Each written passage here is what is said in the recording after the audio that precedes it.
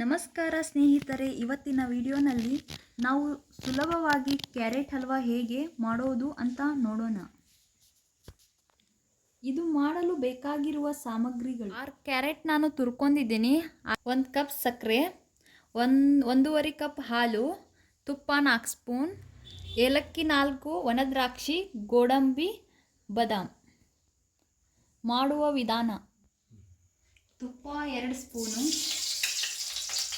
ದ್ರಾಕ್ಷಿ ಹಾಕೋಬೇಕು, ಗೋಡಂಬಿ ಹಾಕೋಬೇಕು, ತುಪ್ಪಲ್ಲಿ ಕರಿಬೇಕು,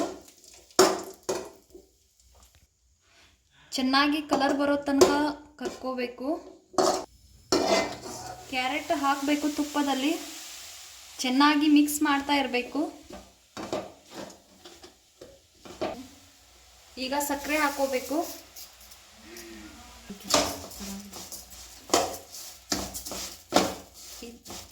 ಚೆನ್ನಾಗಿ ಮಿಕ್ಸ್ ಮಾಡಬೇಕು. 1.5 ಕಪ್ ಹಾಲು ಹಾಕೋಬೇಕು. ಇನ್ನೊಂದು ಅರ್ಧ ಕಪ್ ಹಾಲು ಹಾಕೋಬೇಕು. ಮಿಕ್ಸ್ ಮಾಡಬೇಕು ಚೆನ್ನಾಗಿ.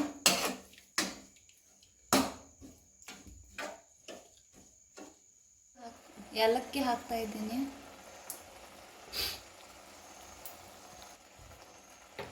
ತುಪ್ಪ ಹಾಕಬೇಕು.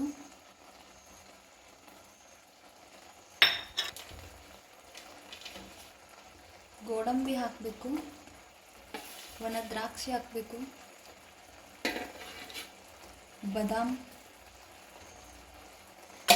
ಚೆನ್ನಾಗಿ ಮಿಕ್ಸ್ ಮಾಡಬೇಕು. ಇನ್ನೊಂದು 5 ನಿಮಿಷ ಮುಚ್ಚಿಡೋಣ. 5 ನಿಮಿಷದ ನಂತರ ಪ್ಲೇಟ್ ತೆಗೆಯೋಣ. ಕ್ಯಾರೆಟ್ ಹಲ್ವಾ ಈಗ ರೆಡಿ ಆಗಿದೆ. ಸ್ಟವ್ ಬಂದ್ ಮಾಡೋಣ. ಇದು ನೋಡಿ ಸುಲಭವಾದ ಕ್ಯಾರೆಟ್ ಹಲ್ವಾ ರೆಸಿಪಿ. ಇಷ್ಟವಾದರೆ ಈ ವಿಡಿಯೋಗೆ ಲೈಕ್ ಮಾಡಿ, ಶೇರ್ ಮಾಡಿ, ಚಾನಲ್ಗೆ ಸಬ್ಸ್ಕ್ರೈಬ್ ಮಾಡುವುದನ್ನು ಮರೆಯಬೇಡಿ.